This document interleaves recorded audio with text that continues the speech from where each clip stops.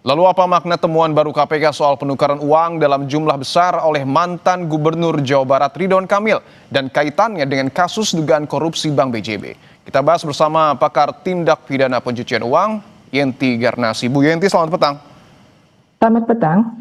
Bu Yenti, bahwa KPK sebelumnya menyampaikan ada dugaan penukaran uang dalam jumlah besar yang dilakukan oleh ex-Gubernur Jawa Barat Ridwan Kamil. Bagaimana Anda memaknai statement KPK ini?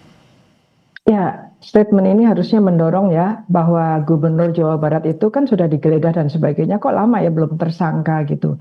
Padahal ini udah lama ya 2024 Maret ya mulai ada penyidikan karena laporan BPK bahwa ada dana untuk pengadaan iklan produk bank itu sekitar berapa ya 409 M lah. Dan kemudian aliran itu yang masuk untuk 6 perusahaan itu juga nyatanya juga tidak tender. Dari apa yang disampaikan 6 perusahaan itu juga penunjukan dan itu hanya 100 miliar, artinya hampir 300 miliar ini yang kemungkinan sebagai korupsinya ya. Dan gini, dalam Bank BJB ini pemegang saham mayoritasnya itu Gubernur Jabar. Yaitu artinya apa? Bahwa Gubernur Jabar pada waktu itu termasuk ketika menentukan adanya dana untuk promosi iklan ini juga pasti terlibatlah menentukan, bahkan gubernur itu yang menentukan pejabat-pejabat Bank BJB. Jadi bagaimana tidak terlibat gitu ya, sudah digeledah dan sebagainya. Dan kemudian sekarang ada diketemukan bahwa ada penukaran di money changer. Yang saya lihat money changer di Indonesia atau di luar negeri saya nggak tahu, tapi yang jelas KPK sudah menyatakan itu, tapi dari asing ke rupiah gitu ya. Dari asing ke rupiah ini money changer mana? Dan itu di money changer di seluruh dunia, hampir seluruh dunia yang mengikuti rezim anti pencucian uang itu mewajibkan money changer itu melaporkan siapapun yang melakukan transaksi atau menukarkan mata uang yang 500 juta ke atas untuk Indonesia. Di negara-negara lain itu hanya setara $10.000. Artinya tidak sampai 500 juta itu harus sudah dicatat oleh money changer itu. Artinya bahwa kalau dia menukarkan di money changer di luar negeri pasti datanya lengkap. Kapan dia mantan gubernur ini menukarkan, berapa jumlahnya, dan kemudian waktu itu dikaitkan dengan ketika kasus ini terjadi, yaitu mulai dari di antara 2001 sampai 2004 ini kapan, pengadaannya kapan, rapatnya kapan, itu sebetulnya bisa cepat masuk ya. Kenapa kok tersangkanya hanya 5 saja dan tidak menyentuh gubernur, kok aneh sekali gitu. Artinya ini kan masih dugaan karena proses hukum masih terus berjalan. Tetapi untuk kemudian memvalidasi temuan ini, siapa yang seharusnya diperiksa, Bu Yenti? Ya kalau seperti ini kan money changer juga diambil datanya, ya itu pasti. Itu sudah aturannya mekanisme pencucian uang. Dan gini, KPK ini kalau ada seperti ini, apalagi Anda menyampaikan bahwa ada aliran-aliran, itu artinya Anda bicara tentang pencucian uang. Dan Pak KPK itu harus memahami bahwa senjata yang paling ampuh untuk mengungkap korupsi itu adalah tindak pidana pencucian uang. Nah, kenapa nggak buru-buru? Harusnya sekarang KPK itu menyatakan bahwa pasti yang 5 ini juga terlibat pencucian uang, ketersangkaannya pasti ada pencucian uang, tidak mungkin tidak. Jadi jangan tidak menggunakan pencucian uang untuk tersangka 5 ini.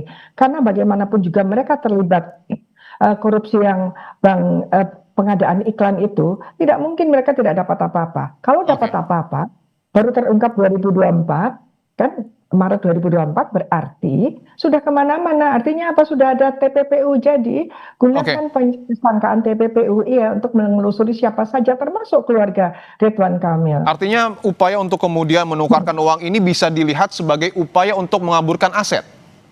Ya, itu adalah apa ya, modus yang sangat biasa oleh mereka itu menukarkan, melakukan suatu atas hasil korupsi itu adalah tindak pidana pencucian uang.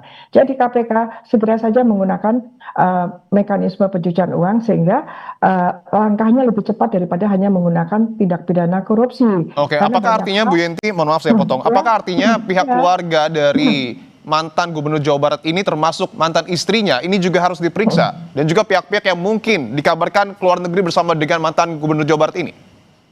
Iya, semuanya. Jangankan mereka. Manajemennya saja diperiksa karena dia menerima aliran, menerima dalam artian itu menukarkan, ya kan? Apalagi mereka yang betul-betul menerima dan kemudian menikmati, maka ada tindak pidana pencucian uang aktif dan pidana pencucian uang pasif. Jadi tindak pidana pencucian uang pasif bagi siapa saja yang menerima itu harus ditelusuri. Kalau Indonesia selalu hanya yang aktif saja tanpa yang pasif, kita tidak akan pernah selesai menyelesaikan perkara-perkara korupsi dan pencucian uang. Kenapa? Karena uang yang diterima orang lain yang harusnya ditelusuri menggunakan tindak pidana pencucian uang pasif itu tidak dilakukan sehingga uang-uang itu tidak bisa dirampas, dan ini yang membuat tidak jera-jera, yang membuat korupsi terjadi lagi, Ya. karena tidak ada penjeraan yang kuat untuk pelaku-pelaku korupsi dan pelaku kejahatan ekonomi yang lain. Iya. Oke, tadi di awal juga Anda sudah menyebutkan Bu Yenti bahwa sudah sekian lama belum ada penetapan tersangka baru. Di sisi lain KPK juga terus mengungkap kasus ini dengan mengumpulkan bukti-bukti baru. Menurut Anda apa yang sesungguhnya saat ini tengah dialami atau dijalani oleh KPK sehingga nampak cukup lama untuk kemudian mengungkap kasus ini?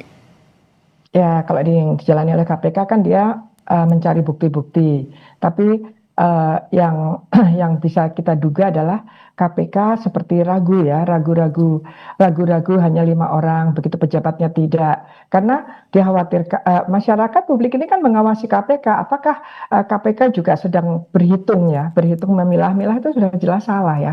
Penegakan hukum itu tidak boleh diskriminatif. Dalam hal ini yang namanya waktu itu disebutkan, saya tidak tahu apa-apa, tidak mungkin gubernur dengan bank provinsinya itu tidak tahu apa-apa, itu tidak mungkin. Apalagi Jawa Barat jelas-jelas sudah disampaikan bahwa Gubernur Jawa Barat itu adalah pemegang saham mayoritas, sehingga mereka yang menentukan Baik. strategi yang keputusan strategis itu pasti gubernur menentukan. Jadi kalau kemudian sekarang ada penggelembungan dan ada kerugian sekitar 300 miliar, ini ya pasti tahulah. Jadi KPK harus bertanggung jawab mengungkap ini dengan TPPU, karena sudah mengatakan bahwa mengalir ke sini, kemudian ada dilacak, ada pertukaran dengan money changer. Itu adalah TPPU, gitu Mas. Baik, tentu kita berharap bahwa hal ini menjadi titik tolak dalam pengungkapan kasus ini agar semakin terang benderang. Terima kasih pakar tindak pidana pencucian uang Ibu Yenti Garnasih telah bergabung di Kompas Petang.